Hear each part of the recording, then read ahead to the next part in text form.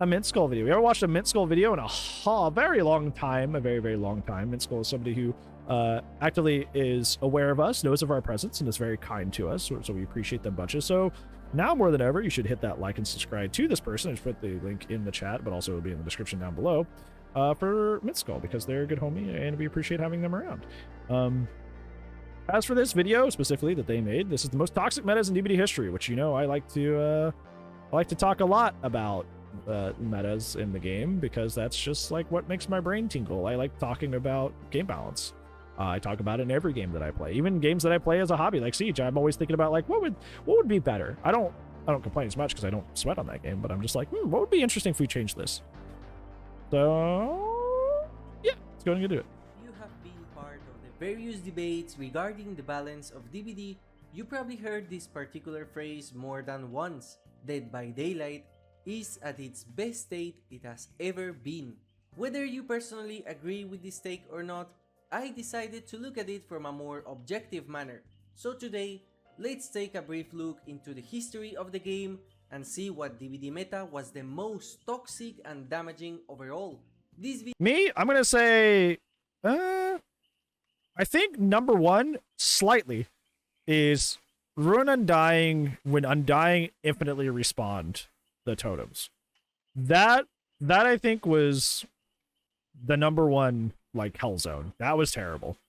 I think the close second, very, very close second by like a smidge, is the Gen Kick meta over Bran Eruption before Eruption got nerfed. I think those are the two top. Those are the ones I hated the most. In terms of Survivor, DS, old DS, old Dead Hard, Unbreakable, and then whatever, Object or Adrenaline. Yeah, that would be the Survivor end of that for me.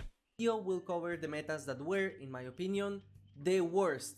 So not all pair combinations or tactics will be featured. Yeah, small PV build was literally the worst. To begin this video with one of the oldest, if not the oldest meta the game has ever had, the Infinites meta.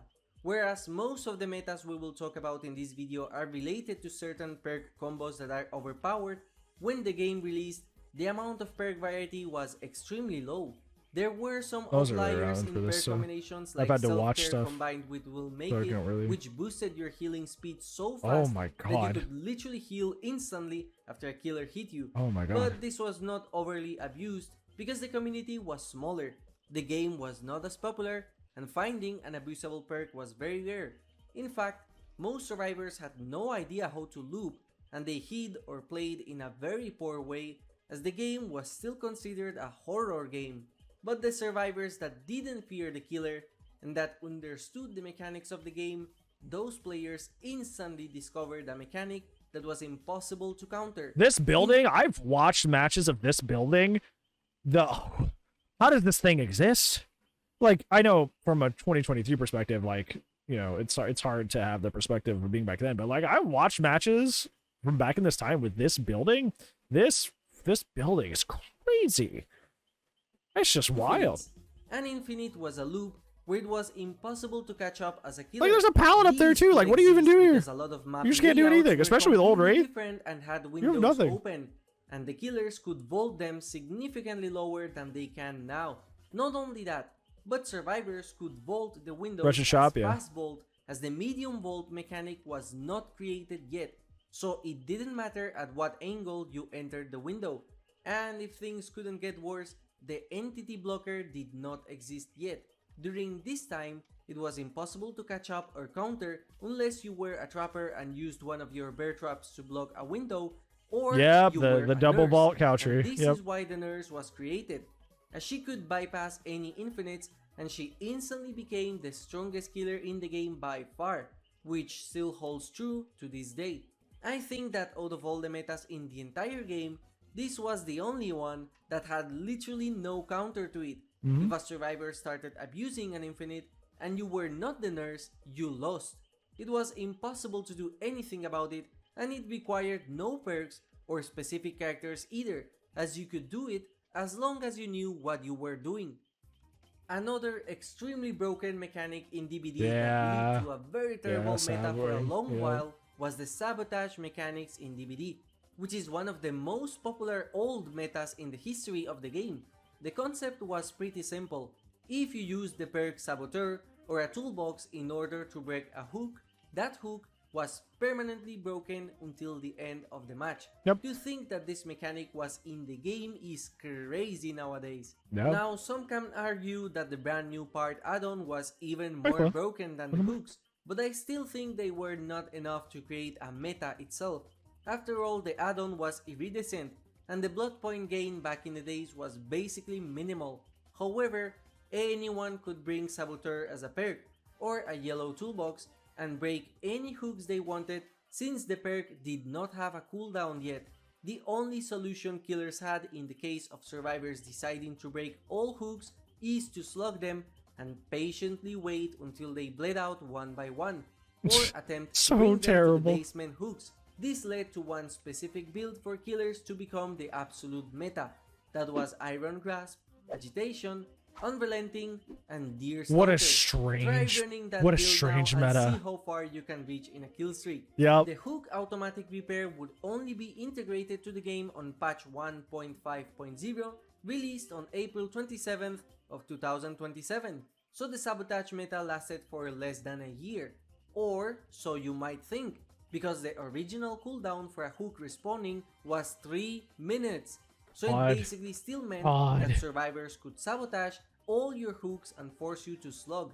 If things 2027, did he mess up and say 2027? On March 8th, Bill was introduced to the game with the perk Unbreakable, which completely countered slugging as a mechanic, which is why it became so popular to run and became a staple in the meta loadouts for survivors to this day. And just in case you weren't aware, you could sabotage the Trapper's bear traps, leaving him powerless. This is why the sabotage perk icon was changed from a bear trap to a hook being broken. The fun thing is that the Saboteur playstyle did not die until very late in the game's development cycle, as they introduced a complete rework to the sabotage and hook respawning mechanics on the patch that brought the Chains of Hate update. I still think that the first ever true meta was created with the release of the very first licensed DLC in Dead by Daylight, a DLC that to this day remains at the top in terms of impact to the game, and that is the Halloween DLC, which introduced fantastic perks that would be part of 4 different metas. But I think the craziest SABOTAGE is still the strongest non-slowdown killer perk in the game Decisive Strike. to this day. Nowadays, Decisive Strike is almost a joke. Killers don't fear it anymore, and tunneling is extremely rampant because of it. But back in the days, Decisive Strike was one of the scariest perks to ever exist, and you had to assume that literally everyone survivors was running it. You know what's funny? Because this discussion has come back into like the popular zeitgeist on Twitter. The big thing I've been seeing lately with this argument on Twitter is a bunch of people who have played Survivor and were Survivor mains back in the day saying DBD used to be fun because it was so unbalanced that things were just so wacky. It was unbalanced in a fun way. I'm like, yeah, everything was unbalanced in your fucking favor, you shithead. You're leaving out a very important part of that. Yeah, everything was really unbalanced in a fun way. For you. For you, yeah. I bet the killers didn't feel the same way. Like, jeez. If you didn't, then you would get massively punished. G-Mores? Yeah, more G-Mores were a thing. But in terms of Survivor stuff, there was way more stuff that Survivors had. Way more. It was a literal get out of jail free card. Thank you for the birthday wish. Once the killer picked you up, you could hit a hard skill check in order to escape the killer's grasp once per trial, and stunning them for 5 seconds. No ifs and no buts. This basically meant that survivors had 3 health basketball per chase, and combined the Bubba didn't juggle. That's his fault. Crazy broken loops that existed back Do then. better, Bubba. Do better. One of the most toxic and miserable metas that have ever existed in DBD. Later on patch 1.4.0, a mechanic was added that if you were not the obsession, you had to struggle a bit before you could get reported for juggling to avoid it? But this still meant how dare you try to circumvent it. use this perk in a match. Eat your DS and like it. A killer tactic was invented in order to counter this absolute monster of a perk. Yep, here it comes, the juggling. Do you recognize what I am doing? Because if you do, then you deserve a veteran's discount. Woo! The idea was simple. Once you I'm picked entitled to up financial a diamond, compensation. you moved a little bit towards the hook and you drop them again. Then you repeat the process until you can reach the That's hook. funny. This was called dribbling because you were literally dribbling the survivors to a hook. I was there when it was this written. was because Decisive Strike activated once you were on the I was not. killer's grasp, I was not there for and dribbling. not while the but I have pickup watched it. animation was playing as it is now. Decisive Strike only became an anti-tunnel perk with the introduction of the plague. So this meant that the perk was extremely overpowered. That was 2019. For 2 years That was straight. a long time. Yeah. It's also interesting to note that the game during that time was undeniably pay to win, since anyone who did not buy the Halloween DLC was at a significant disadvantage. I mean, that's compared true in terms of tunneling, but like you still have Meg with Sprint Burst Addy, Sprint Burst still being the strongest exhaustion perk in the game. You had Prove and Bond on Dwight. You had Iron Will on Jake, which before its nerf was a very strong meta perk. I think, and then Bill eventually became free, and he had BT and Unbreakable. So, to the rest of players. But nobody wants to hear that DBD was built on pay-to-win practices, so it doesn't matter. But Decisive and then Strike like the special edition of the game came with OG Self Care was good. That's true. But also the special edition of the game that they eventually ended up releasing came with Huntress and David. And Dave, of course, had Dead Hard, and we're gonna live forever. So yeah, there was actually a lot was that not wasn't the pay to only win perk about Survivor. introduced in Halloween DLC that completely changed the meta, as killers also received a new toy to play with, Save the Best for Last. This perk Machine worked gun meta, slightly yep. different in the past, as it gave you a 33% reduced cooldown on successful hits as long as the obsession was alive, or in other words, what is currently the full stacks of the perk.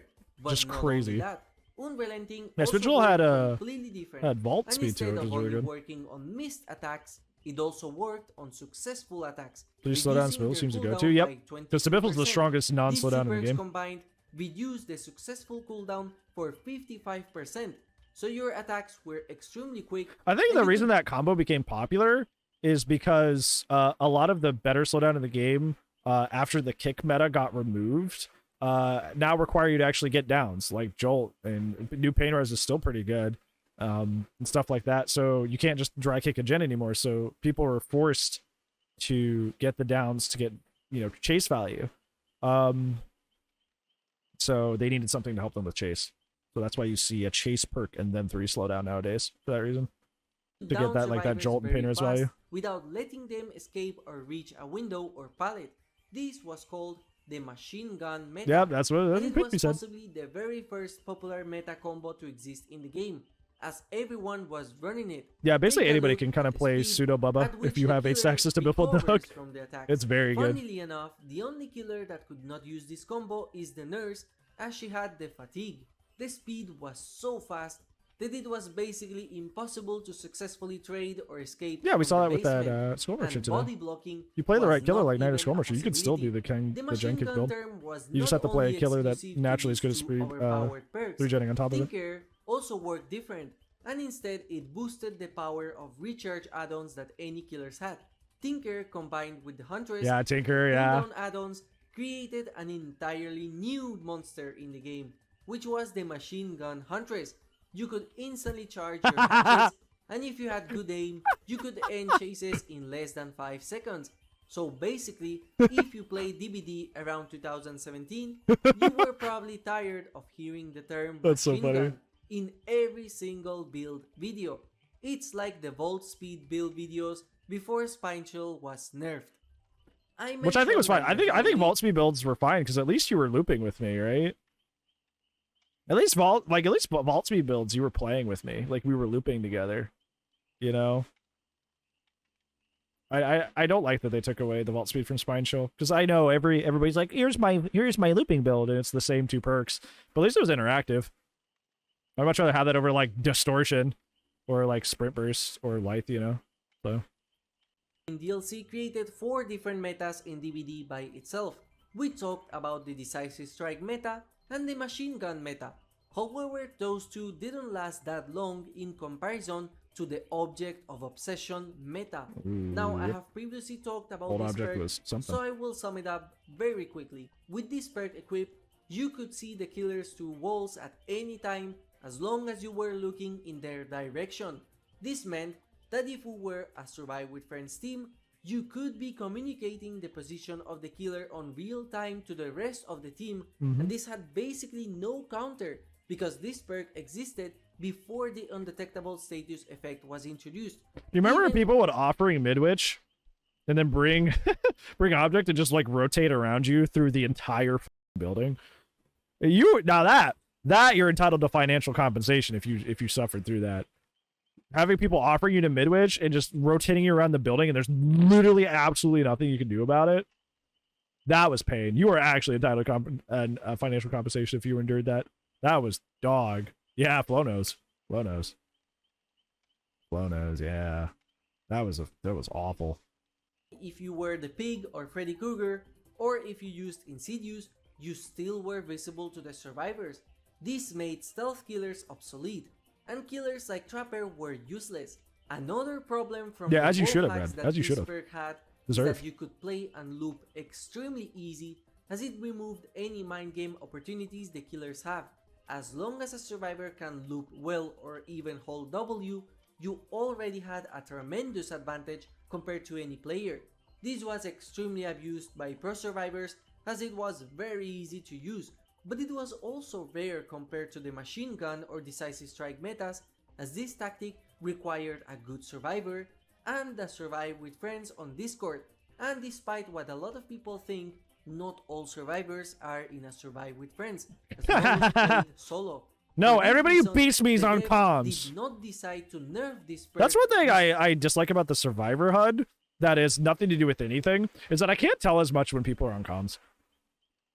Because like usually the reason I was actually able to correctly deduce why people were on comms is based on them having this information.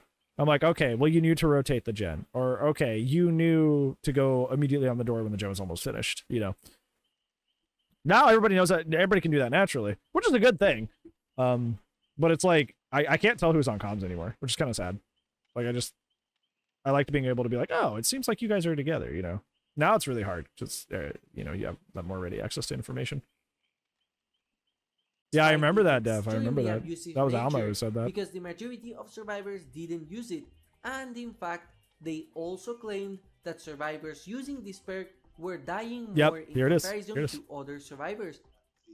There it is. Statistics on this thing, and it's not used very often, and the survivors that use it don't have a particularly high escape rate, so it doesn't seem like it's an amazingly effective perk.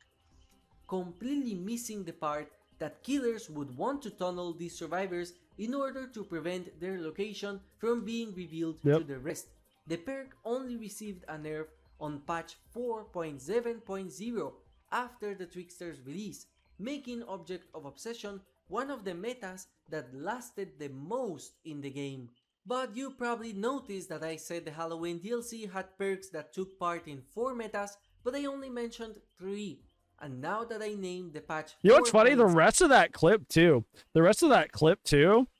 Is that is Kote calling him on it and going, it's important to. He says something to the effect of like, it's important to look at that data, and it means a lot to us to read those and keep up on those stats. But it's also interpreting why these things are happening, and he kind of like very passive aggressively puts him in his place, and it's a beautiful watch. If you could go back and watch the rest of that clip, Kote's stepping and be like, no, we have to analyze the data, not just look at it. It's like, get him, get him. It's funny. 7.0, it's time to talk about Forever Freddy, as this was the patch where the build completely died. Forever Freddy is, for most people in the player base, one of the most annoying and boring meta builds that have ever existed in the game. If you combined Dying Light, Thanatophobia, Hex Ruin, and Sloppy Butcher with the Swing Chain and Jump Rope add-ons, you could completely slow the game down by making chains take longer to repair. All of the effects combined in the past led to over a 50% speed reduction to repairing and healing, and Freddy didn't have to do anything besides hitting survivors normally. For reference, this is more than having 3 stacks of Pentimento applied at all times. This was by far one of the most painful and toxic metas to have ever happened in DBD, as it was guaranteed that you would And die. this is on top of Freddy's snares not slowing him down. So you could play snares without being slowed down, which has essentially made him die at clown as well. So he was essentially clown with all this as well. Boredom before repairing even one generator in the match. This Freddy meta lasted from the 9th of July 2019 up to before mentioned patch 4.7.0, which released on the 13th of April of 2021, lasting 2 entire years. During those years, Freddy Krueger was one of the strongest and easiest killers to play in DBD, and in my opinion, it is possibly the most toxic build to have ever existed in the game. Yeah. Not many times does a perk release into the game that completely changes the entire meta with its existence, and in this video, I also wanted to focus on the toxic metas that existed for long periods of time, like over a year, but no content creator can make a video talking about metas without mentioning Mettle of Men. Yep, here it comes. One of the most overpowered perks in the history That's true of to me. It's DBD. very true. With the Because surprise BT used to release of only Ash work based Williams, off of 3 Terry new radius. perks were So anything that made introduced you in the oblivious, game, like the Dream with World, Mettle of Man you being didn't one even of get them. BT. And this perk was absolutely crazy and one of the most pay-to-win features ever added. I don't even have to explain anything about this perk, as I think its original description does the job of explaining itself pretty well. Just by reading the part where it says the down state is ignored should raise various red flags. This was extremely abused, as it literally meant survivors had another health state that killers would have to chew through, and everyone could use this perk, so it stacked in the match. This perk didn't even put you in deep wound when it said the hit was ignored. It literally meant that the hit was ignored and only gave the speed boost. Now luckily, this Which has meta gotta be was the disorienting. shortest one Gotta in be the entire disorienting. video, as it only lasted for one patch. Still, the fact that this perk is still remembered to this day speaks volumes on how crazy that small period of time was. Another fun fact was that the perk released literally after the original Decisive Strike was nerfed, so if the devs took one patch longer to change it, it would have meant that Mettle That would of have been a Men nightmare. and Decisive That would have been a Strike nightmare. would have coexisted, and thank God this never happened. It's funny how both of those perks are basically jokes nowadays. A perk that most players are probably wondering when it will appear on this video is Hex Ruin. And yes, Hex Ruin, especially the original one, was one of the most meta perks for killers for a long time. The original Hex Ruin made it so that every skill check was cursed, and if you hit it normally, you actually lost progress. If you hit the great skill check part, the gens continued. We like get grace in normal this household, with no baby. progress. Wouldn't have affected me. This perk Smile. was very strong against below average survivors, so most of the time, the game's gen defense was entirely reliant on RNG. If survivors got lucky and they found Ruin early, the killer was playing with only 3 perks. However, if they were unlucky and the killer ended up sacrificing someone, then most likely the match was lost. Hex Ruin was so popular that survivors invented a new tactic called gen tapping. There it is, Flo. There Which it was is. literally tapping the generators in order to prevent skill checks from appearing. Despite this potentially taking longer to do than repairing the generator normally or trying to find Ruin, this was still a popular tactic as most survivors were just tired of repairing. Hex Ruin was later completely reworked into a similar design that we have now. As long as the hex was unbroken, generators automatically regressed by themselves. A lot of killers criticized this rework as it made the perk significantly more active than before, as instead of working passively like the past Hex Ruin, now you had to defend the generators. Oh no, I have to yourself. interact. The This issue is began bullshit. when the perk Hex I have to Undying do was something introduced, ridiculous. which instantly became meta along with the reworked Hex Ruin. But for those of you that forgot, Hex Undying worked You know, this is like when I was almost fighting people all day every day when the kick meta was so like strong. Like there were killer mains in both in my Twitch chat and in my YouTube comments swore like they would die on this hill that the kick meta was fair and that survivor mains have had it too easy too long. It's still up to them to kick the gens, so therefore they're like totally actually like doing something. I bet those same people, if they played back in the day, were people like this that were like, well, now I actually have to go push people off gens for ruin. That's toxic. I can't just bring the perk and get free value. I guess maybe these people have always been here. These people that just want to be lazy and just win the match for zero input on their part whatsoever. I guess maybe these people have always been here in the DBD community. Maybe it's not a new player thing. Maybe there's just part of the community that's just lazy and likes winning despite it having nothing to do with them. Originally, instead of being like an insurance for your hex perks, it was a singular hex that as long as it was unbroken, any of the other hexes would transfer to the dual totem. This meant that if you were unlucky, you had to break 4 hexes. And it used to show you aura reading on all totems, including hexes. So you could go interrupt people on your bones. That's cool.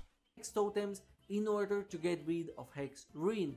This made the DBD meta completely RNG reliant. Old Call of Bran should be base kid brother. Why? Into what we have now. That would kill the game. It was met with a lot of pushback by killer players again. However, I think Hex Ruin's worst moment was by far when it was combined with reworked Tinker into one of the strongest builds in the entire game. The Blight running with Hex Ruin, Hex Undying, Tinker, yep, there it is. You said it. The Weasel. This build was the absolute meta and best build you could run with the Blight, and it was basically unwinnable, as Tinker didn't proc only once per generator, but instead it worked every time the gen was regressed, so you could infinitely pressure generators with survivors not being able to do anything. This is the reason why I think the devs decided to butcher Hex Ruin, especially now, because I think they do not want the Hex Ruin and Hex Undying meta to return. All of those perks drastically lost their usage after the meta changing 6.1.0 patch. Or you know how many people swap back to Ruin Undying when in this recent mid-chapter patch? That first week after the kick meta finally got put down and buried, there were so many Ruin Undyings after that. And it was almost kind of sad. It was like literally like watching how much of the DBD community really is just a one-trick pony who doesn't know how to play the video game.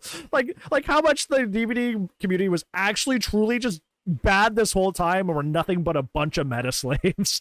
They're like, go back to the old one? Like they didn't know what to do. They're like, me no kick gen and win for free. Go back to push people off gen, win for free. Like it was like watching, you know, like that episode of SpongeBob where Patrick has the nail on the board in his head. He's like, what do I do? What do you mean? What is my nearest win the game for free option? Does not compute. The legendary Death Heart nerf update. And since I mentioned this perk, let's talk about Death Heart, the most overpowered exhaustion perk in the game. I do not want to waste much of my time talking about it, as the background footage is enough. Instead, I want to remind most players that Death Heart was completely unchanged for 5 years. I still can't believe that. Like, that is just so hard to look at. Like, that's so crazy good. To you, I don't think anything else in this video will be impressive. Now, before we go into the last recent meta that DBD has had, I wanted to quickly mention a meta that was extremely annoying, and that is the Boon's Circle of Healing appearance. Yeah, Circle was so strong. They nerfed it so many times and it was still good. In DBD, this was the first one to completely shake up the gameplay for survivors, as it added split pressure as a playstyle died in this game for a long time until they kept nerfing this perk over and over until it was in a I would argue it's a slightly on the weak side here, but it's still good. It still will make it as a group, which is still all right, but it's not really worth the time investment is the problem, especially if they can just go kick it. But yeah, like split pressure is a thing, especially for weaker killers in the game, like M1 killers can use to try and catch up against a really, really good team. And you just couldn't if somebody brought this. You literally just couldn't. Like that play style of split pressure just doesn't exist with old Circle of Healing at all.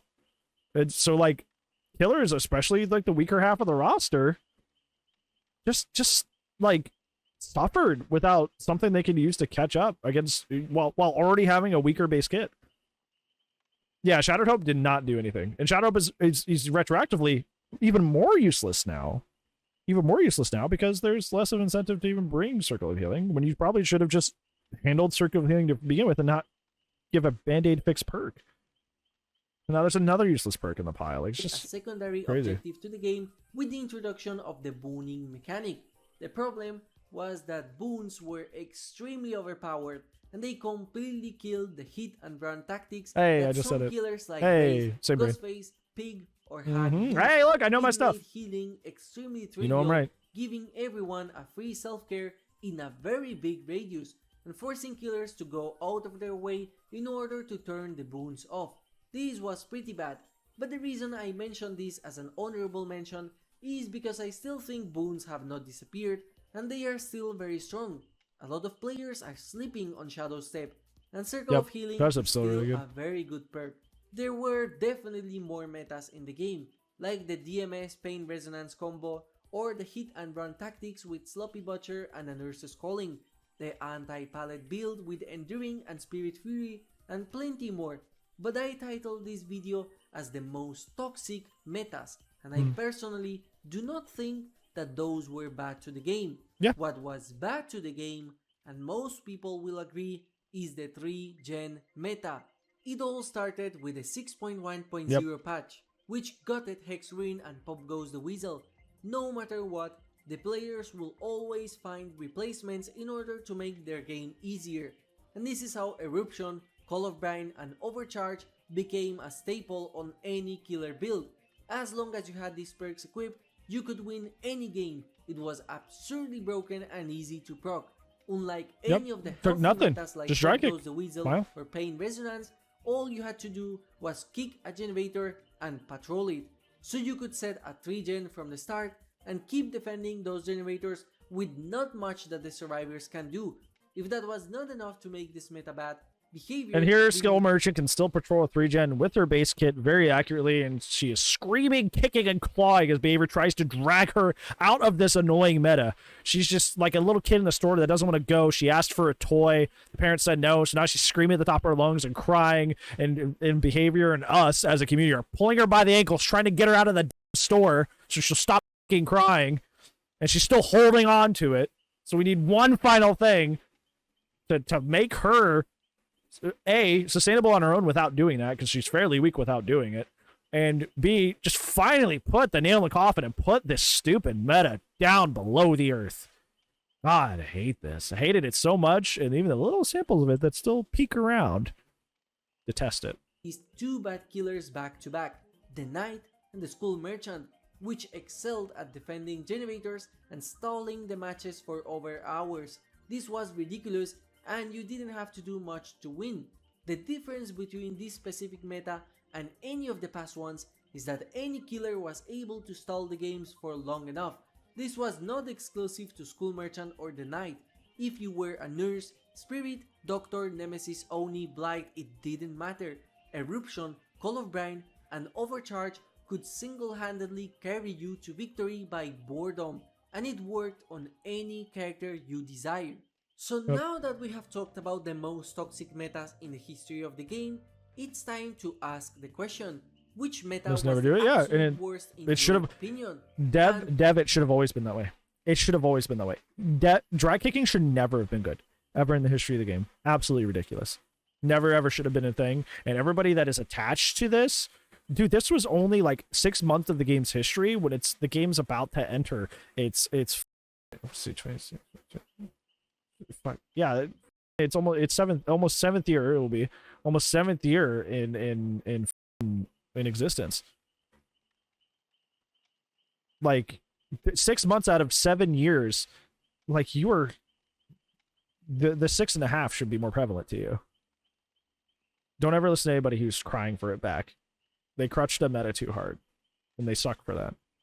You might be shocked, but in my personal opinion, it was the recent DBD meta of late 2022 and this year. I have played since the start, and I perfectly remember how survivors abused Mettle of Man against me. I lived through the broken Decisive Strike or Object of Obsession abuse. I had to endure various Forever Freddys back when he was one of the most popular characters, and I gave up on various matches against Blights that ran Hex Ruin and Tinker. but no meta felt as stale as the Generator Kick one. This meta completely... I think, I don't know. It is, I could be convinced that this is the case. And obviously, I do agree that it was one of the worst in the game's history, like top 2. But I feel like the sting of having to do Ruin potentially 5 times with Old Undying, with them having Tinkers, so any gen you even got close, if you decided to stick the gen, they just came right after you. Like, I don't know. I feel like that slightly edges it out for me. I feel that's slightly the strongest for me. Because if you're in that situation where you have to do 5 ruins, like, that was pain. That was pain. That was awful. But it's only slightly. It's literally by like a hair. Like, they're side by side for me. It's like a slug race. Like, one just barely won and now you're malding. Like, that's how that was. It's not by a lot, but yeah. ruined 2 characters for me, the Knight and the Skull Merchant, and in all honesty completely broke my will to play the game like no other meta has. I stopped playing Survivor off stream, like almost entirely. I stopped playing Survivor off stream almost entirely during this meta. Now I play Survivor off stream like once or twice a week. Like, literally, that getting nerfed brought me back to playing this game off stream. Thanks. literally don't play DBD for entertainment anymore because I find it extremely boring. I do not like the direction the game is going. But like, that's the stuff I'm talking about, Dev, that I don't understand when people are on Twitter like, oh, well, DBD used to be unbalanced in a fun way. Everybody was broken. I'm like, I remember playing Survivor during original Ruin Undying where I would potentially have to cleanse it 5 times and hating that. I also remember, because those that coexisted at the same time, the small PP build and old Ruin Undying. I remember hating both of these. So what magical world are you playing in where you're like, it was fun because both were broken? What magical world are you playing in? I remember you all just about both, because I know I was too, but the only difference is I'm being honest about it. You're pretending the game was some perfect, La La Land where it was all sunshine and rainbows, and it's like, no, like, both those things were awful. Both those things were awful. What La La Land are you living in? And that's where I go back to, okay, let's look at the times in the game where things were slightly more powerful for one side, and what side were you on? And then you're like, oh, okay, well, it's like, so, okay, lights on, gotcha. Lights on, gotcha. And I feel like tunneling is like never before. The game is miserable to play as a solo survivor, and it's a mix between a very easy game as a killer or one of the most frustrating matches I will ever play. And I think that's the key here. The game is frustrating to play. It's not fun, it's not crazy like back in the days, it's just boring and frustrating. There is nothing positive in the community even. I was completely involved in the game's community since 2016.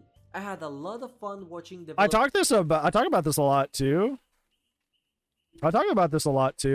Is that, like, the game felt better back in the day because it was smaller.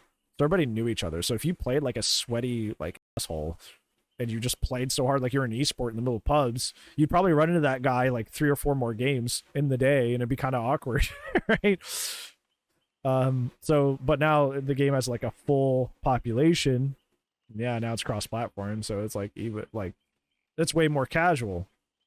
Or way less casual, I would say. Way less intimate, I think would be the perfect word. Way less intimate, like it used to be. So yeah, of course I'm not gonna run like, quad slowdown against my friend, not even my friend, but like that acquaintance I see like every other game, but because he if he sees me in a game, you better believe. And there was killer swapping back then. You believe he saw me in a lobby while playing killer? He's swapping to nurse and putting me down. Like there was tangible consequences to my actions. now not so much. So developer streams and the small perfect example, like small town versus old city. Exactly. The theories we made for future updates, the cool new pair combos and builds that were created, but nowadays the community is extremely entitled. It's literally complaining about the playstyle of others 24/7. slugging, tunneling, stream sniping, camping, gen rushing, bullying. That's what everyone in the community is talking about. And to be fair, the community has always complained about these things. The community has always complained about these things. This has been a thing for the entire time I've played the game. And when I've talked to people who played before me, I know they complained about stuff back then too. But like, I don't know where this like whole like, I feel like this is the same thing you hear in like popular American like politics. Is like the country's going downhill. Like the country's been going downhill ever since I have heard politics exists. Ever since I knew or even understood what politics were, the country's going downhill. The country's always f***ing going downhill.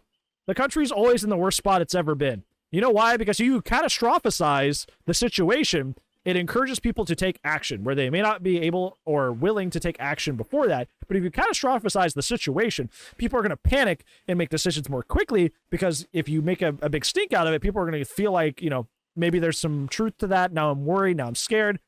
Now I'm going to make a rash decision that may not be fully thought out, but at least there's change. That's why people do it. DBD has always been in the worst spot it's ever been in the entire time I've ever played it, based on the community. Everybody has always put this game in the worst possible time it's ever been, anytime I've ever asked them at all, ever. So, what's true? Is it really the worst time DBD has ever had? I don't know. Because y'all have been saying this for literally years. All 3 years I have played this game. I have heard it every single month I have ever played this game. So is it really the worst time the game's ever had? I feel like there's some objective stuff in there. Like skill-based matchmaking, I think is objectively a bad thing. That realistically actually did do immeasurable damage to this game that can't be reverted unless they get rid of it. I think there's stuff like that. I can point it out. I'm like, yeah, that is objectively bad. We should get rid of that. You know? But like in terms of like hearing this spout of like, now DBD is in its darkest age. Everything is we will never recover from this zone. I've heard this for years. So is it really? This game's gonna survive for at least another year, maybe 2, maybe 3. I'm gonna hear it every month from that point out. It's like the DBD is dying. I'm gonna hear that till then. Like DBD is in its worst spot. DBD balance and fun wise is just terrible. Like, it's no disrespect to MintSkull. MintSkull just spent like 15 minutes talking about, not 15 minutes, like 5.5 minutes talking about like how bad the kick gen meta was, or the 3 gen meta, and that's no longer a thing. So at least we don't have to deal with that anymore, right?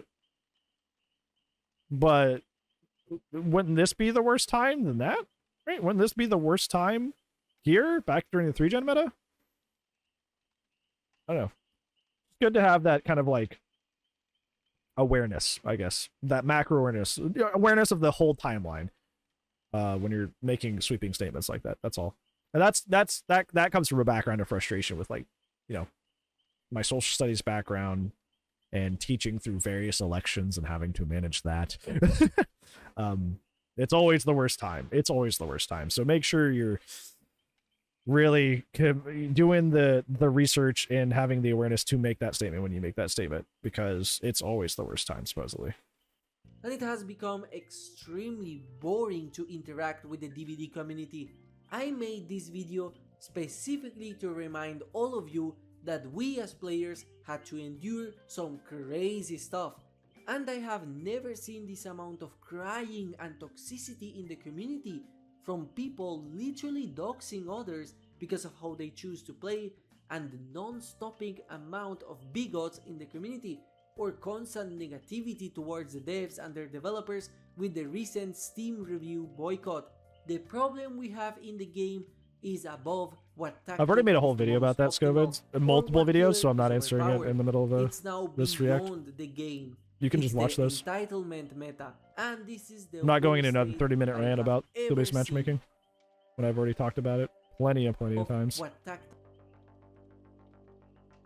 So I'm not doing a 30-minute rant video on it at the end of this. Yeah, I don't know. Like I said, small PP build for Survivor. Hex Ruin, old Hex Ruin, old Ruin Undying when it spawned infinitely. and the kick gen meta were my least favorite metas that I've ever experienced in the game, and I've only played the game for 3 years. Officially 3 years. Officially 3 years, because my friend got this game for me as a gift, I do believe for my birthday, in 2020. He didn't end up playing it, but I did, because, you know, we just had other stuff to do. Life was a thing. So, yeah, in 3 years I've played this game. Those were my least favorites that I've endured. And I think it, like I said, in reference to this game being in the worst state it's ever been, I definitely am glad I can play Survivor without having to worry about somebody dry kicking a gen and just winning for free. On the killer side, I'm glad that playing M1 killers is not as insufferable, because there's been a lot of base kit changes to killer, which help them out a fair deal. So now I don't feel as punished for playing M1 killers. And there's always a new horizon. There's always something to be progressing towards, things that can be better. Like, this chick can still hold 3 gens, despite the 3-gen meta for everyone being removed.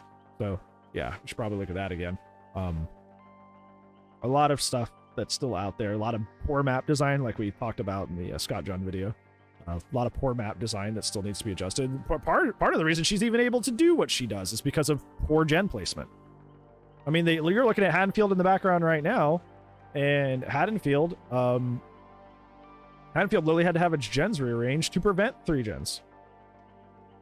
So, like, but this is a thing that's possible on a lot of maps. That just happens kind of naturally. Do you go through every single map and eliminate the gens spawning so close together? I would say yes, but realistically, they're not going to do that. Realistically, that's the answer. You go in and prevent naturally spawning 3 gens. Or at least space them out slightly more. That way, the only way you get 3 gens is if survivors are messing up, and it's actually a failure on the survivor's part, so it's punishing them for a bad mistake that they made. And while you're looking at the gen spawns, you can adjust some of the dumber setups and the dumber maps like Garden of Joy, and stuff like that. But like, they're already overhauling the maps and not doing this, like we just talked about in the Scott John video. Like, Mother's Dwelling and Temple are arguably worse than they were before. So it's like, I don't know. They're clearly not doing that. They're clearly not doing that. So I don't know. That's just in a really weird situation. But the point I was trying to get at is that, like, there will always be things that we will be pushing forwards with and trying to advance with progress, just like in real life with any sorted number of issues, public safety regulations, whatever you want to, whatever real life, real history example you want to use, to try and protect and make things better for us as a whole. There's always something in progress that we're trying to do, something we're trying to fight, that other people are putting in bad choices for us. Like, obviously lately, especially in the past like 5-10 years, you've seen a lot from Congress. A lot of Congress has been trying to push by a lot of like privacy invasion laws and regulations having to do with your internet access, your app access on your phone, etc. And obviously we fight those, right? We don't say we should be so grateful that we, you know, they're doing anything at all. We fight those because that's an invasion of our privacy. And they shouldn't have that. They shouldn't have the ability to tell us what to do with that. It's just like that with, you know, Dead by Daylight. There's always going to be a dumb perk combination or a dumb map or a dumb killer, and we just do our due diligence and we don't let those things happen, and we take stands against those. And we keep pushing and pushing. It doesn't matter how good things are.